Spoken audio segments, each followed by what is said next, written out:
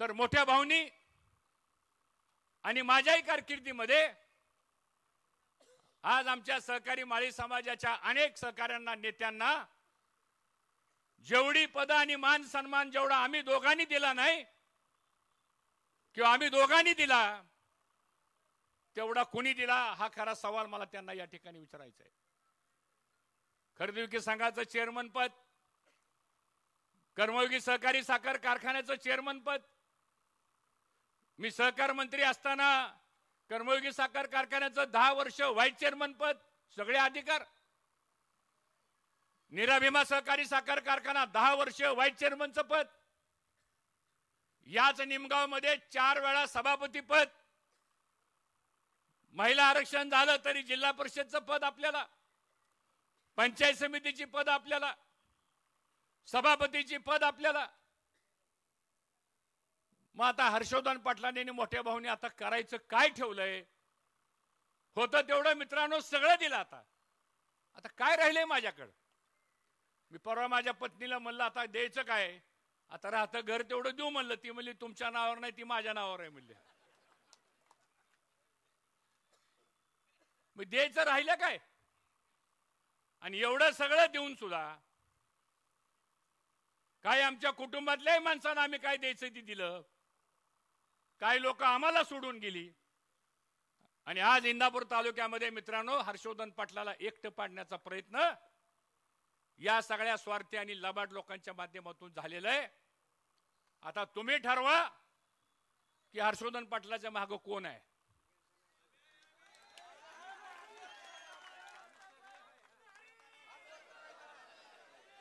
आज तुम्ही जरी बाकीची मला सोडून गेला असला तर आज हर्षवर्धन पाटलाच्या पुढे समोर बसलेली स्वाभिमानी जनता आहे. ही माझं राजकारणामधलं समाजकारणामधलं भांडवल. बरं का हो तुम्ही मला या ठिकाणी त्रास दिला सांगा मला.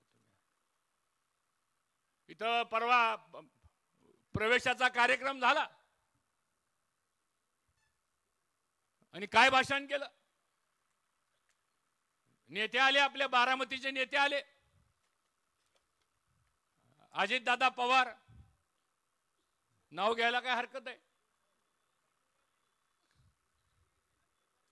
काय गुलाबी का जुलाबी काय?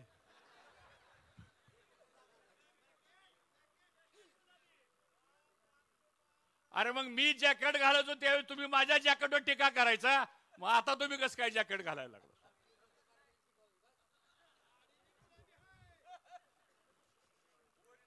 आणि काय म्हणले माहितीये का इथल्या सभेमध्ये?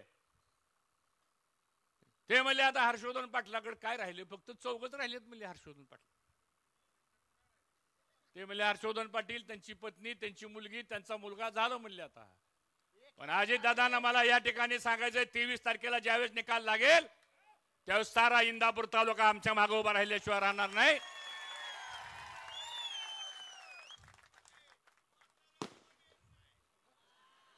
वारे पट्ट्या.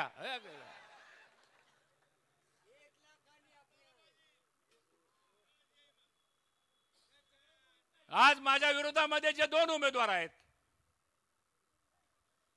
तेही माझ्यावर टीका करतायत. आता तर नवीनच फॅड काढले, व्हिडिओ दाखवतात. व्हिडिओ लाव रे, ते व्हिडिओ लाव का? व्हिडिओ थांब जरा थांब, कोल्हे साहेब आल्यावर लावतो. थांब.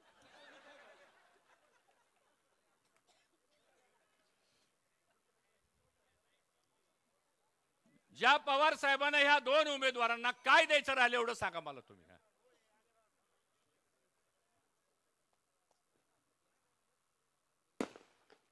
पवार साहेबांनी आपल्या तालुक्याचे 10 वर्षाचे लोकप्रतिनिधी आहेत त्यांना काय काय दिलं?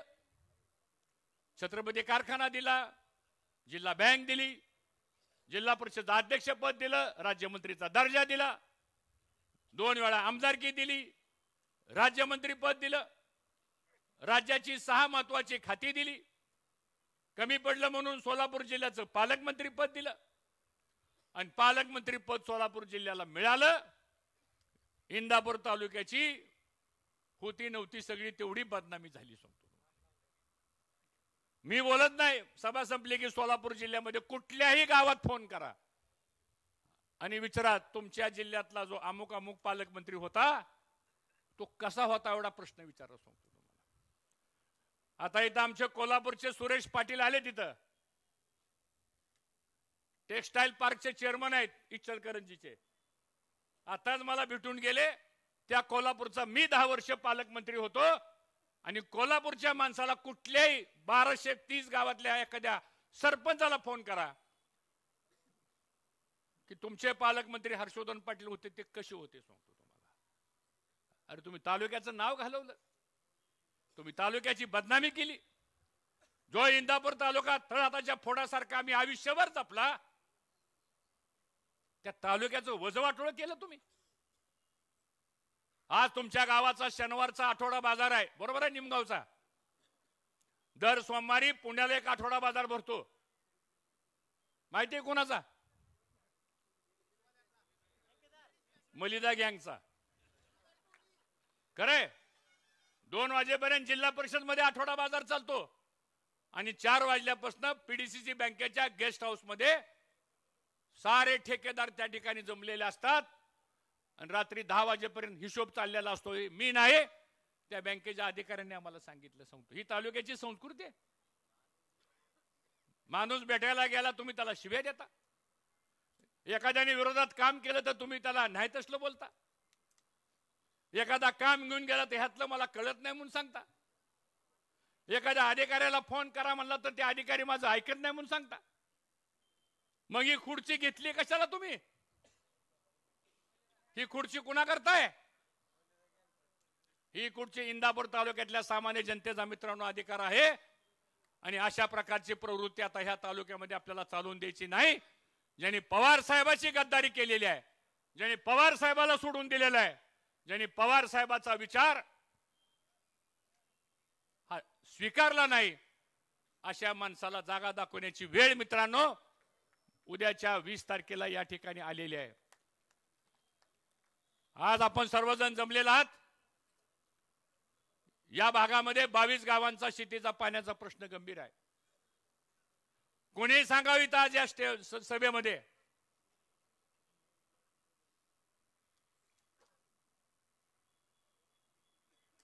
तुम्हाला एक चिठ्ठी आली, शेंडे मळ्याचा रस्ता मागितला, त्यावेळेस ते काय म्हणाले? अरे जा, कसला रस्ता मागताय, मला तुझ्या मताची गरजच नाही सांगतो तुम्हाला। अशी उदाहरणं लयत माझ्याकडे, सांगतो तुम्हाला। सांगा 2014 पर्यंत मी आमदार होतो, मंत्री होता, तुम्ही मला आमदार केलं होतं। 2014 पर्यंत 22 गावाला पाणी कमी पडत होतं का? खरं सांगा। उन्हाळ्यामध्ये सुद्धा बेडकं वळत होती का नाही?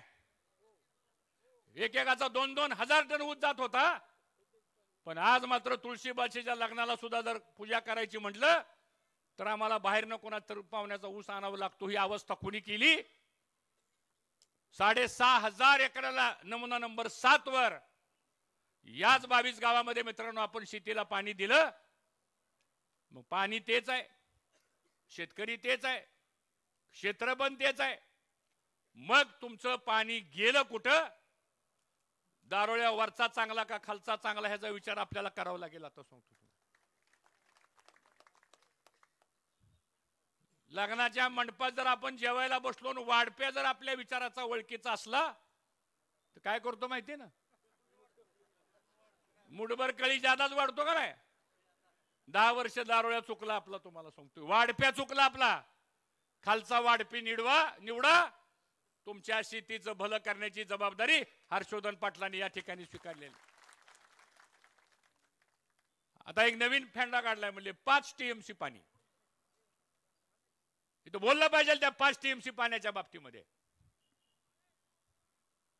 माझा ह्या तालुक्याच्या लोकप्रतिनिधींना आव्हान आहे, चला उद्या परवापर्यंत प्रचार आहे, तुमची आहे का उद्या सकाळी तयारी? 11 वाजता सगळे पत्रकार या।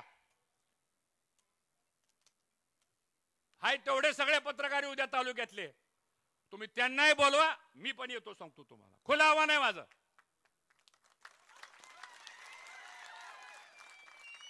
आणि मला दाखवा 5 टीएमसीच्या मंजुरीचं पत्र, सांगतो तुम्हाला मी। 5 टीएमसी पाणी म्हणजे 1 टीएमसी म्हणजे किती एकराचं पाणी माहितीये? 1 टीएमसी म्हणजे 15,000 एकराचं पाणी आहे. 5 टीएमसी म्हणजे 75,000 एकराचं पाणी आहे. आणि हे काय कागद दाखवतात, अशी कागद दाखवतात सांगतो तुम्ही. दाखवलं कुठतरी सांगतो. हा आता हात वर जातो खाली जातो मला माहित नाही, पण असं करतात सांगतो तुम्हाला. दाखवलं पाहिजे तुम्ही आम्हाला की हे 5 टीएमसी पाण्याचा GR आहे. उद्या जयंत पाटील साहेब येणारे, तेच पाटबंधारे मंत्री होते आणि मी त्यांना उद्या सांगणार आहे तुम्ही या 5 टीएमसी पाण्याचा तुम्ही खुलासा करा, कारण तुमच्याकडे ते खातं होतं. मित्रांनो, 5 टीएमसी पाण्याचं मंजुरीचं पत्र नाहीये. सर्वे करण्याकरता म्हणून जलसंपदा खात्यानं काढलेलं एक पत्र आहे. सर्वे करायला, सर्वे. आता एखाद्या नेत्याला जर सर्वे आणि मंजुरी याच्यातला फरक जर कळत नसेल तर उद्याच्या 20 तारखेला त्यांना नामंजूर करा. आणि 5 टीएमसी पाण्याच्या बाबतीमधली दिशाभूल. आणि ते म्हणतात हर्षवर्धन पाटलांनी विरोध केला म्हणून आपलं 5 टीएमसी पाणी गेलं. माझा विरोध करायचे काय संबंध आहे? 10 वर्ष बरं मी विरोध केला ना, मग माझं पत्र दाखवा की. बरं मी कुठल्या सभागृहाचा आमदार आहे का? मी राज्यसभेचा खासदार आहे का? मी लोकसभेचा खासदार आहे का? मी विधान परिषदेचा आमदार आहे का? सरकार तुमचं, आमदार तुम्ही, मंत्री तुम्ही, सरकार तुमचं. माझा संबंध आला कुठं? दिशाभूल करायचं बंद करा आता. त्या उजनीचा एक पुलाचा व्हिडिओ दाखवतात, पुलाचा. चांगली गोष्ट आहे, अजून 10 पूल करा, आमचं कुठं काय म्हणणं आहे. पण म्हणले हर्षवर्धन पाटलांनी म्हणले पुलाला विरोध केला. हा अरे तुम्ही आता सत्तेमध्ये आहात, आम्ही विरोधात आहोत. त्यामुळे तुम्ही काय केलं हे लोकांना तुम्हाला सांगावं लागणार आहे. पण दुर्दैवानं सांगण्यासारखं काय नाही. काय सांगायला गेले तर व्हिडिओ बाहेर येतील, व्हिडिओ बाहेर आले तर ह्यांना तोंड लपून जावं लागेल. आज अशी परिस्थिती इंदापूर तालुक्यात निर्माण झालेली आहे सांगतो. आता कालपासून कानावर येतंय आम्ही एवढं करणार, आम्ही तेवढं करणार, आम्ही हायगे करणार नाही, आम्ही हे करू, आम्ही ते करू. तुम्ही समजून घ्या मला काय म्हणायचं ते सांगतो. कानावर येतंय का ना आपल्या? मग मला सांगा, जर तुम्ही 6,000 कोटीची कामं केली असतील तर मग तुम्हाला साड्या वाटपाची वेळ का आली हो सांगा.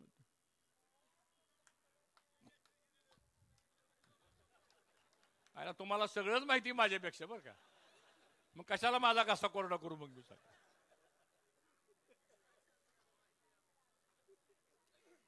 हे 5 कोटी रुपयाच्या साड्या दिल्या कोणी विचारायला नको आपल्याला? 5 कोटी रुपयाच्या साड्या देणारा कॉन्ट्रॅक्टर कोण आहे? कोण आहे साखरेचा व्यापारी? आम्हाला नावं माहिती आहेत, आम्ही सांगू योग्य वेळी. पण तुमचे नेते अजितदादा पवार आहेत ना, त्यांनी तर बारामतीत साड्या वाटल्या गो.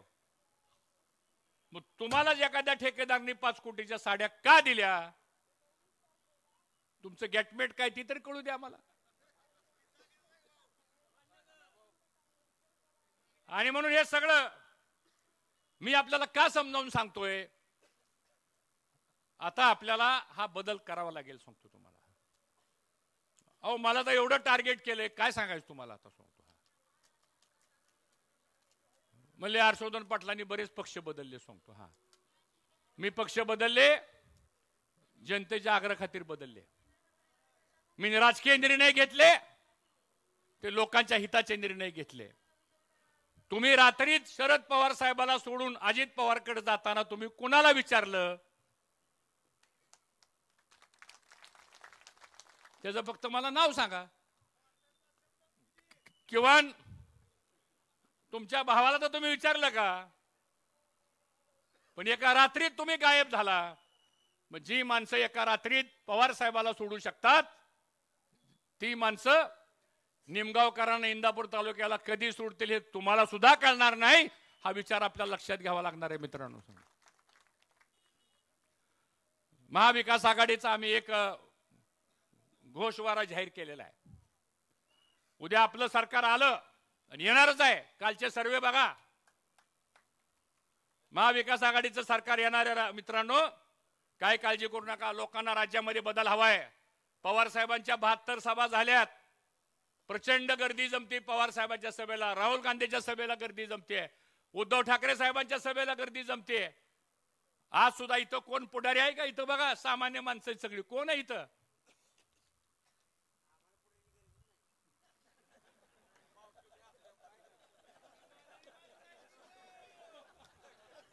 मलाही 30 वर्षांनी आज निमगाव कळलं सांगतो तो.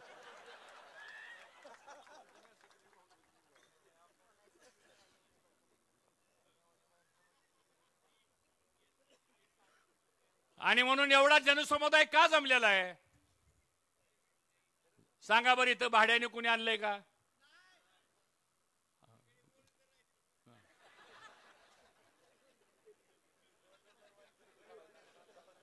बरोबर आहे, राहिली ती सगळी ओरिजिनल, गेलेली सगळी डुप्लिकेट.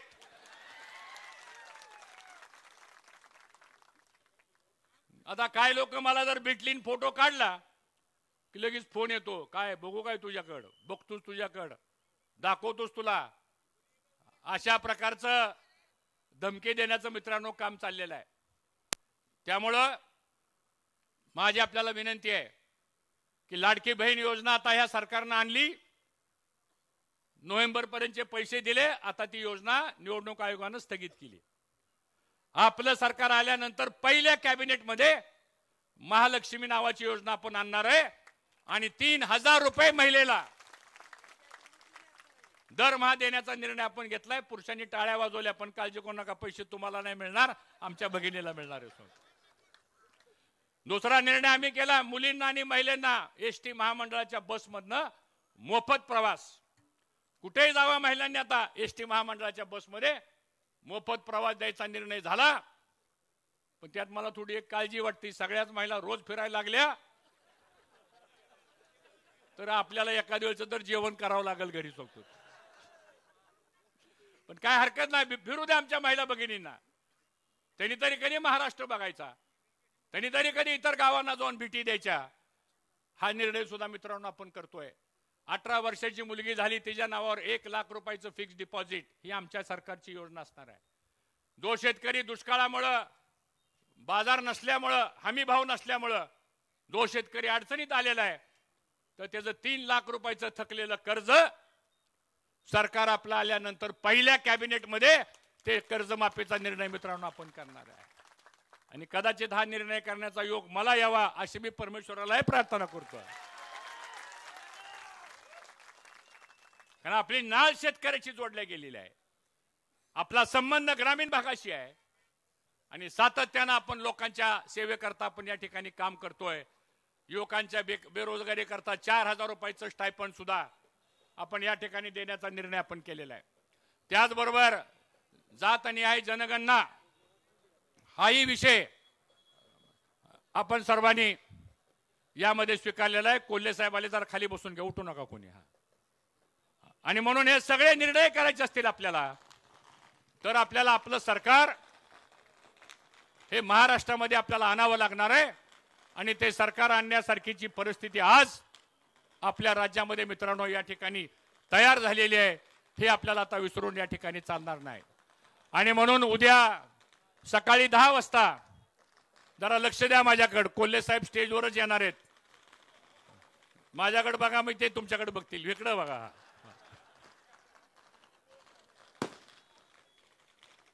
तो उद्या 10 वाजता काठीला विलास बापू आहे तिथं, काठीला सभा आपल्या प्रदेश अध्यक्षांची घेतली, त्या सभेला आपण यावं. त्यानंतर संध्याकाळी 4 वाजता पवार साहेबांची सभा ही संसरला होणार आहे. आज संध्याकाळी 8 वाजता सभा ही सुप्रियाताईंची बावड्याला होणार आहे. आणि परवा दिवशी दुपारी 1 वाजता पवार साहेबांची सभा इंदापूरला होणार आहे. यासाठी आपण सर्वांनी ताकदीने यावं अशा प्रकारची विनंती आज या निमित्ताने मी आपणा सर्वांना करतो. आणि खासदार कोल्हे साहेब आलेले आहेत, आपण सर्वांनी उठून उभा राहून त्यांचं टाळ्याच्या गजरामध्ये आज या ठिकाणी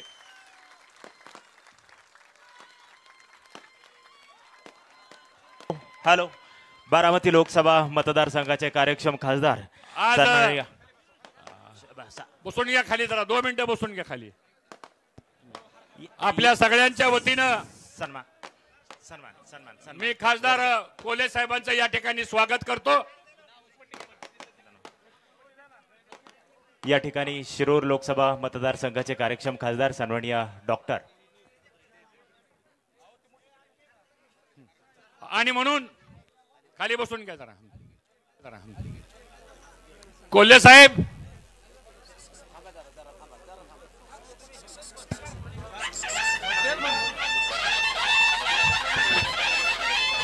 इथं जमलेले सगळे लोक हे सगळं तुमचं भाषण ऐकण्यासाठी आलेले आहेत.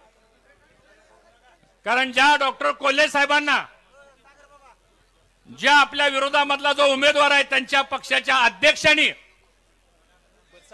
लोकसभेच्या निवडणुकीच्या वेळेस शिरूरला जाऊन आव्हान दिलं. आणि काय आव्हान दिलं? हा अमोल कोल्हे कसा निवडून येतो ते बघतो, मला अजित पवार म्हणतात त्याला पाडल्याशिवाय राहणार नाही. हे आव्हान कोणी दिलं? अजित पवारांनी दिलं. मला अजित दादाला ज्या ठिकाणी सांगायचंय, तुम्ही शिरूर मध्ये जाऊन त्या ठिकाणी तुम्ही आव्हान दिलं, पण कोल्हे साहेब एकदा नाही तो कोल्हे साहेब 2 वेळा विक्रमी मतानं शिरूर मधनं खासदार निवडून आले. आणि म्हणून कोल्हे साहेब इथं जातीपातीच्या राजकारणावर फार बोललं जातं आणि आमच्यासारख्या कार्यकर्त्याला टार्गेट केलं जातं. माझी विनंती आपल्याला, मी जास्त वेळ घेणार नाही, कारण आज आपण इतका दौरा करत करत आज आपण आमच्या मतदारसंघामध्ये आलात. पुन्हा एकदा आपण सर्वांनी टाळ्या वाजवून त्यांचं मनापासून या ठिकाणी स्वागत करतो. आणि आपल्या सगळ्यांच्या वतीनं डॉक्टर कोल्हे साहेबांनी आपल्याला मार्गदर्शन करावं एवढी विनंती करतो आणि थांबतो. जय हिंद. रामकृष्ण हरी. हरी रामकृष्ण.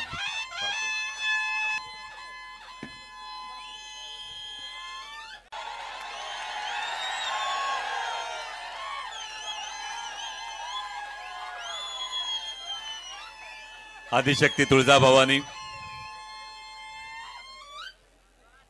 इंदापुरात तुतारी वाजणार कन्फर्म आहे.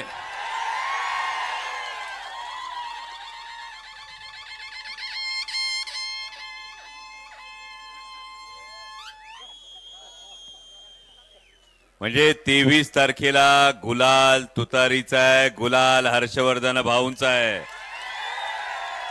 हे ठामपणे सांगणाऱ्या सभेसाठी उपस्थित असणारे सगळे मान्यवर, अजून 3 सभा करायच्यात, त्यामुळे हेलिकॉप्टरनी वेळ टेक ऑफ करून अजून 3 सभा करायच्यात जाऊन. त्यामुळे फार जास्त वेळ बोलणार नाही. पण मगाशी हर्षवर्धन भाऊ जे म्हणाले त्या पद्धतीनं लोकसभेला गुलाबी जॅकेटवाले लोक विचारत होते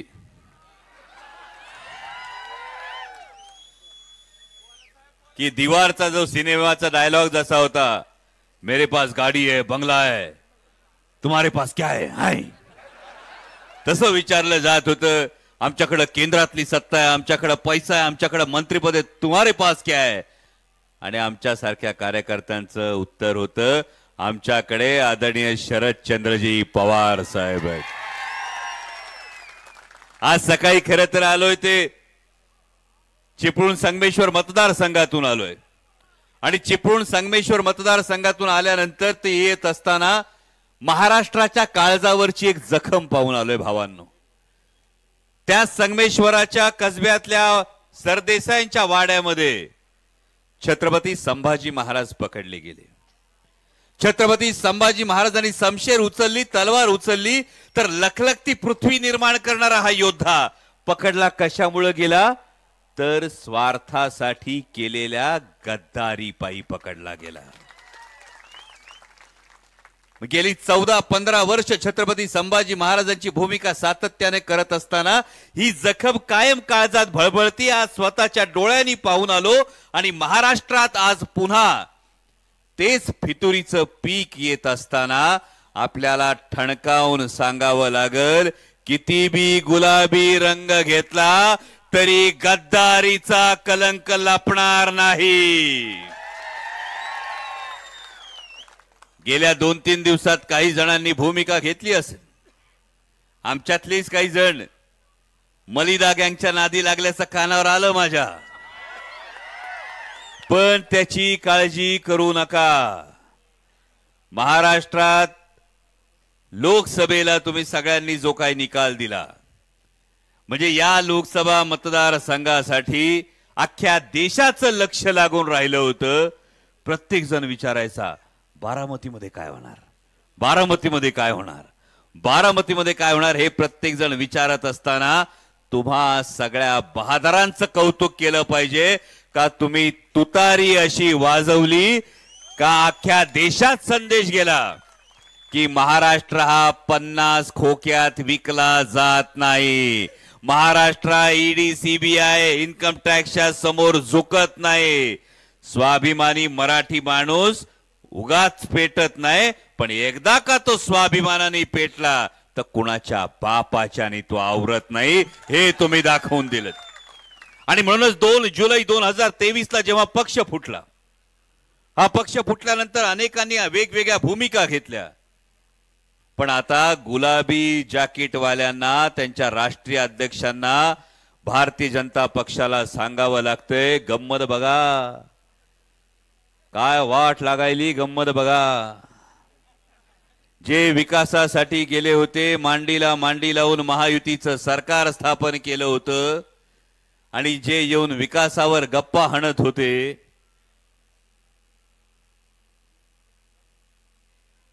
भारतीय जनता पक्षवाले येतात आणि सांगतात बटेंगे तो कटेंगे, आणि गुलाबी जॅकेटवाल्यांना सांगावं लागतं हे आम्हाला मंजूर नाही.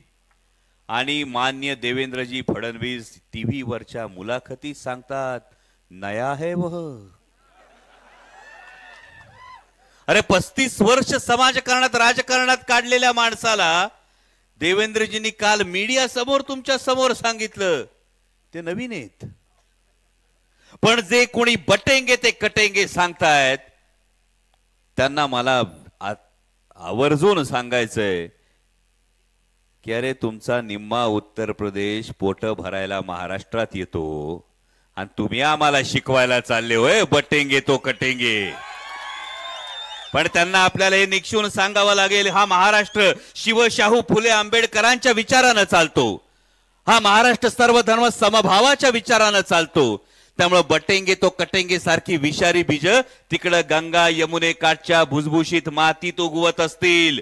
हा काळ्या पाषाणाच्या सह्याद्रीचा महाराष्ट्र आहे, जिथं 18 पगड जातीच्या लोकांना एकत्र घेऊन छत्रपती शिवाजी महाराजांनी 12 बलुतेदार 16 अलुतेदारांना घेऊन स्वराज्याचं स्वप्न रचलं.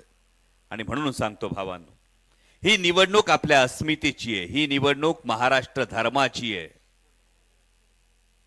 कारण हे जेव्हा सांगतात येऊन वेगवेगळे प्रचार केले जातात, जातीवर प्रचार केला जातो, धर्मावर प्रचार केला जातो, पण कोणी जाती धर्मावर जेव्हा प्रचार करायला येतील तेव्हा त्यांना आवर्जून सांगा, जर विकासासाठी तुम्ही गेल्या वेळी गद्दारी केली होती,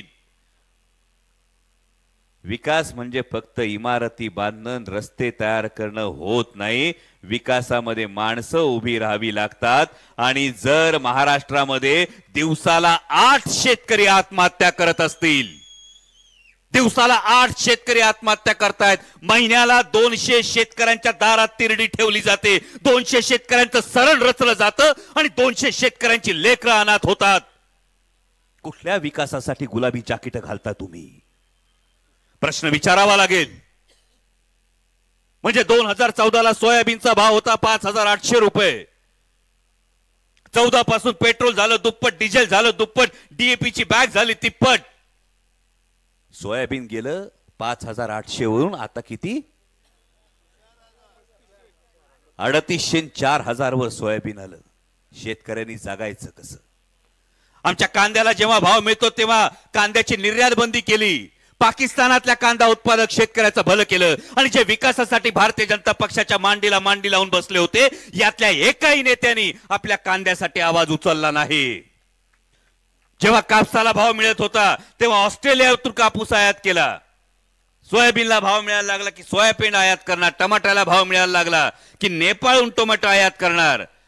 आणि त्यामुळं जे भारतीय जनता पक्षाच्या मांडीला मांडी लावून शेतकऱ्याच्या ताटात माती कालवतील ते गुलाबी असू नाही तर जांभळे, त्यांच्या राजकीय स्वप्नांना मूठ माती दिल्याशिवाय आता गप्प बसायचं नाही, एवढी गोष्ट लक्षात ठेवा.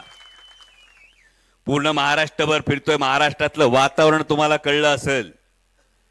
लोकसभेला तुम्ही जो निकाल दिला तेव्हा मीडियातले आमचे सगळे बांधव म्हणाले की नाही नाही, लोकसभेला माननीय पवार साहेबांची लाट होती. जर लोकसभेला आदरणीय पवार साहेबांची लाट होती तर आज महाराष्ट्रात जवळपास 125 पेक्षा जास्त मतदारसंघातून जाऊन आलोय. खात्रीने सांगतो, लोकसभेला जर लाट होती तर आता सुनामी आली, सुनामी. त्यामुळे लक्षात ठेवा, घड्याळ जरी चोरलेलं असलं, आता तुम्ही सांगता ना राव, आपली आई आजी मावशी काय सांगती, बाळा चोरी करू नको. चोरलेली गोष्ट अभिमानाने मिरवता येत. जगाच्या पाठीवर एकमेव पक्ष आहे, ते चिन्हावर मत मागतात पण त्याच्या खाली लिहावं लागतं चिन्ह न्याय प्रविष्ट आहे. त्यामुळे आपली आई आजी मावशी काय सांगती, चोरलेली गोष्ट. आता मी म्हणलं घड्याळ बघा किती भारी आहे, चोरीच आहे बरं का, सांगता येते. मग जी गोष्ट चोरीची असते ती अभिमानाने मिरवता येत नाही, आणि जी गोष्ट अभिमानाने मिरवता येत नाही त्याच्यावर जनता कधी विश्वास ठेवत नाही. त्यामुळे अभिमानाने मिरवायची तुतारी ही स्वाभिमानाची तुतारी आहे, ही महाराष्ट्र धर्माची तुतारी आहे, ही निष्ठेची तुतारी आहे. आणि म्हणून सांगतो, परवा देवेंद्रजी फडणवीस यांनी विधान केलंय, तुम्ही ऐकलं असेल सगळ्यांनी. लय हुशार माणूस, चांगलं बोलतोय, म्हणजे कसं करेक्ट कळतं बघा. त्यांनी परवा काय सांगितलं, मी मुख्यमंत्री पदाच्या रेसमध्ये नाही. हे कोण बोललं, आपण बोललो का, कोण बोललं, देवेंद्रजी बोलले. देवेंद्र फडणवीस असं का बोलले तुम्हाला कळलं का, कळतंय का. सरकारच येणार नाही तर मुख्यमंत्री कुठला, आणि ही त्यांनी कबुली दिलेली आहे. 2 फूल 1 हाफ मधल्या हाफ मुख्यमंत्र्यांनी कबुली देऊन टाकलेली आहे. महायुतीचं सरकार काय येत नाही, त्यामुळे त्यांनी आधीच सांगितलं आपण काय मुख्यमंत्री पदाच्या रेसमध्ये. आणि म्हणून सांगतो भावांनो, कोणत्याही इतर प्रचाराला बळी पडू नका. ही निवडणूक महाराष्ट्र धर्माची आहे. जेव्हा 20 तारखेला बाहेर पडाल ना तेव्हा बाप आठवा, तो बाप ज्यांनी सावलीसाठी डोक्यावर छप्पर तयार केलेलं असतं, आधारासाठी भिंती उभ्या केलेल्या असतात, हाडाची काळं केलेले असतात, रक्ताचं पाणी केलेलं असतं, पण पोरांचं सुख पाहिलेलं असतं. विचार करा, असा बाप आयुष्याच्या संध्याकाळी जर घराच्या अंगणात बसला आणि मागून कुणी अख्खं घर घेऊन गेलं तर त्या बापाला काय वाटेल. मागून अख्खच्या अख्खं घर कोणी नेलं तर बापाला काय वाटेल. अशीच परिस्थिती 2 जुलैला झाली होती, ज्या आदरणीय पवार साहेबांनी 55-60 वर्ष तुमच्या हितासाठी, तुमच्या पीक पाण्यासाठी, तुमच्या सुखासाठी, तुमच्या भविष्यासाठी दिली होती. त्या पवार साहेबांकडून पक्ष, चिन्ह, नेते सगळं एका क्षणात असं हिरावून नेलं. तुमच्या माझ्या बाबतीत असं झालं तर एखादा माणूस कोलमडून पडल. आणि दिल्लीतले नेते गिधाडासारखे बसले होते टक लावून की आता महाराष्ट्र शरण जाईल, आता महाराष्ट्र गुडघ्यावर येईल. पण तो 84 वर्षाचा योद्धा उठला आणि तो म्हटला, मी झुकणार नाही, मी वाकणार नाही, मी लढणार, मी लढणार आणि लढून जिंकवून दाखवणार. एवढंच सांगतो भावांनो, उतार वयातल्या बापाला हरू द्यायचं नसतं. उतार वयातल्या बापाला हरू द्यायचं नसतं. काही झालं तरी बापाला कधी विसरायचं नसतं. त्याच्या चेहऱ्यावरच्या सुरकुत्यात सुख होऊन व्हायचं असतं. आणि ही निवडणूक त्या बापासाठी लढायची. ज्यांनी कुणी पाठीत खंजीर खुपसला, वार काळजावर झालाय, पाठीत खंजीर खुपसलाय, जखम काळजावर झालीये, उत्तर द्यायचंय 20 तारखेला त्या बापाला. आठवून बाहेर पडा आणि तुतारी वाजवल्याशिवाय तुतारी अशी वाजवा, तुतारी अशी वाजवा का घड्याळाची टिकटिक थांबली पाहिजे. आणि महाराष्ट्रात छत्रपती शिवाजी महाराजांचा, महात्मा फुले, राजर्षी शाहू, डॉक्टर बाबासाहेब आंबेडकरांचा विचार आज जागला पाहिजे. महाराष्ट्र धर्म जागला पाहिजे. महाराष्ट्राची भाकरी खाऊन जर कोण गुजरातची चाकरी करत असेल तर दाखवून द्यायची वेळ आलीये महाराष्ट्राचं पाणी काय असतं, त्या महाराष्ट्रातल्या छत्रपती शिवाजी महाराजांचा इतिहास काय असतो, आणि जेव्हा विजय होतो तेव्हा तुम्हाला एवढंच सांगायचं, भाऊंविषयी वेगळं काही सांगायची गरज नाही. म्हणजे भाऊ निवडून आले म्हणजे पुढं काय हे तुम्हाला सांगायची आवश्यकता. माणसं काय काय लय नशिबान असतात.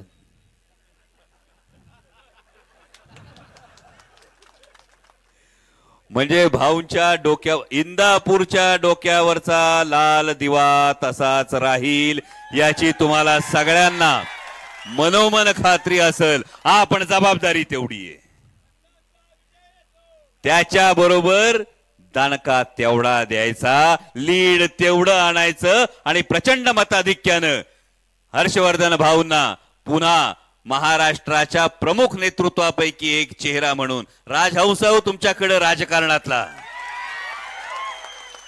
म्हणजे आमच्यासारखी माणसं लहानपणी मी सांगितलं त्या दिवशी इंदापूरच्या सभेत सुद्धा कलाकार होतो, शिवनेर भूषण पुरस्कार द्यायला भाऊ मंत्री होते, मंत्री आले होते, आणि हर्षवर्धन भाऊनी स्वतःच्या हाताने जेव्हा डोक्यावर फेटा बांधला, भाऊ आज मनापासून ऋण व्यक्त करतो तुमचे.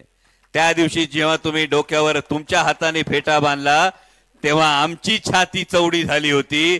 आज तुमच्या डोक्यावर पुन्हा एकदा आमदारकी आणि त्यानंतरचा फेटा बांधला जावा यासाठी माझा उपयोग झाला, यात मी कृतकृत्य मानतो. त्यामुळे तुम्हाला एवढंच सांगतोय, रामकृष्ण हरी. धन्यवाद. जय शिवराय. माईक. धन्यवाद डॉक्टर साहेब. आपण या ठिकाणी उपस्थित राहिलात. हर्षवर्धन पाटील साहेब देखील या विराट सभेच्या निमित्तानं उपस्थित राहिले. आपणा सर्वांना